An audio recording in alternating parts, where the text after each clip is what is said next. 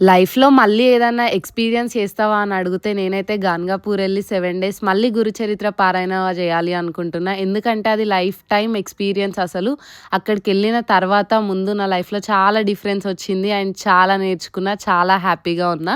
Sixth day ఏం shoot చేయలేదు. ఇంకా సెవెంత్ డే కంప్లీట్‌గా పారాయణ కంప్లీట్ చేసేసి ఇంకా అన్నదానం చేయించడం కోసమని ఇక్కడ కర్డ్ రైస్ చేపించినామనమాట. సో, ఇట్లా కొంతమందికైనా కంప్లీట్ అయిన తర్వాత భిక్ష చేయాలి. అండ్ చాలామంది తెలుగు వాళ్ళు అక్కడికొచ్చి దర్శనం ఎట్లా చేసుకోవాలి, భిక్ష ఎలా చేయాలి, హారతి ఎప్పుడు ఉంటదని కన్‌ఫ్యూజ్ అయితుర్రు.